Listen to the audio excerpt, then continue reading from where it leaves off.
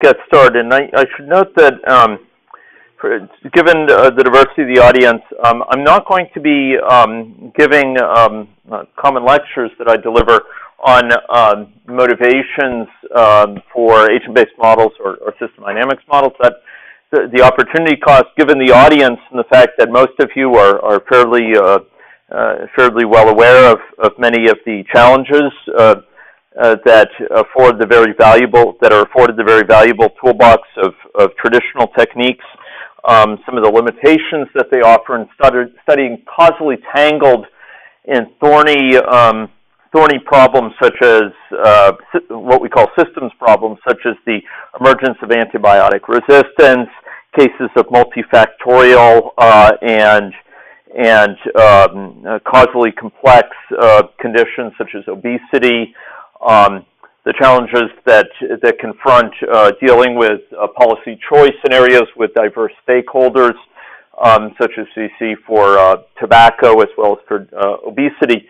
There's a variety of really potent reasons for studying system science techniques in general and agent-based modeling in particular.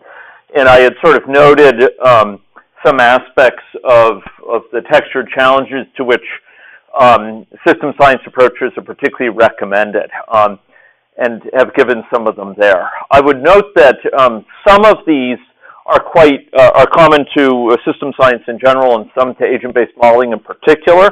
And if people are interested in understanding specific features that advise the use of agent-based modeling, I would suggest that you check out some of my recent talks in this area, which are shared online in my videos.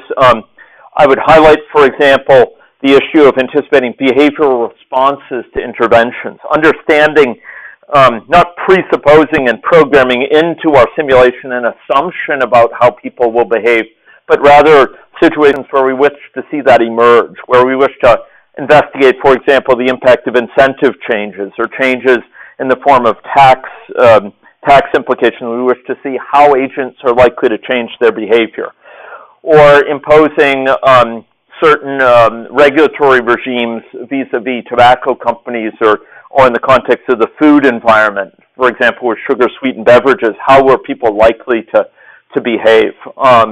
These are features that particularly recommend agent-based modeling in particular because of the capacity to depict individual decision-making based on personal preferences, based on sort of local sort of situated perception of the situation.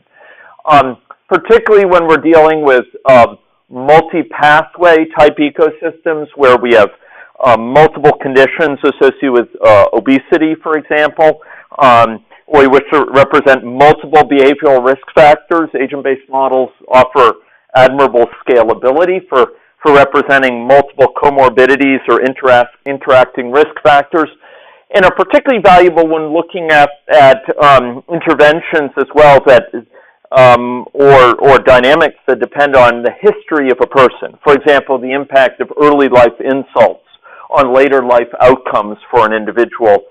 Agent-based model can capture that because of its capacity to capture longitudinal factors.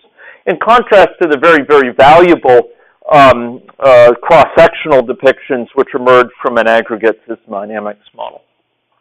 So I'm not going to have time to go into this in great detail, but if people are interested, I'd be happy to refer you to some particular lectures where I unpack these issues that recommend system science methods in general and agent-based modeling in particular.